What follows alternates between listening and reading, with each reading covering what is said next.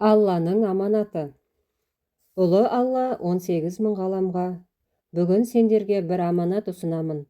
Кімде-кім аманатты қабыл етіп, оған қиянат қылмаса, шексіз бақытқа қауышады.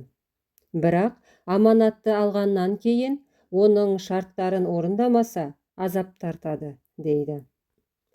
Күллі жаратылыс не аманат деп сұрайды. Ол махаббат. Оны иеленген жаратылыс иесі өлгенше сүйіспеншілікпен өмір сүруі керек.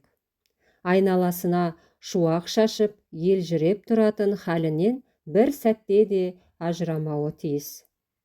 Аманатты жоғалтқандар тас жүрек зұлымға айналады, дейді. Осы сәтте бүкіл ғалам үнсіз қалады. Тау-тас, аспан мен жер тәуекелге бара алмай шегіншектеп тұрып қалады. Адам ата ол кезде ілімсіз еді. Аманаттың ауырлығын жете түсінбесе де, ұлы Алланың дидарына ғашық болғандықтан аманатты арқалап алуға келісті. Ұлы Алла, мені мұқият тыңда. Егер шын көңілден мойын сұнып, аманатты таза сақтасаң, мәңгілік сый көресің. Ал егер қиянат қылсаң, көретінің тек азап пен жәбір, дейді. Адам ата, я Тәңірім, аманат майданында менімен бірге боласың ба, деп сұрайды. Әлбетте, дүниеде мен сенімен бірге боламын.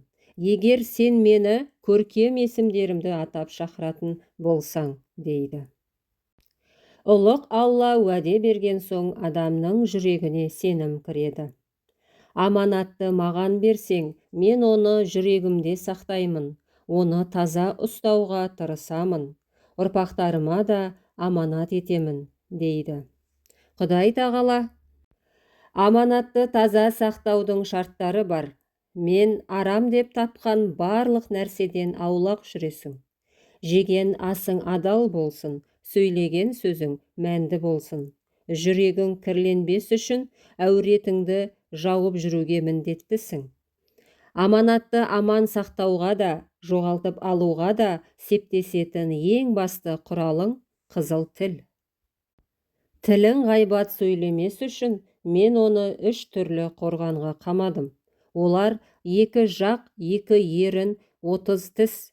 Осы 3 кедергіден өтіп, өсекке жол беретін болсаң, аманатты ұрлатып аласың.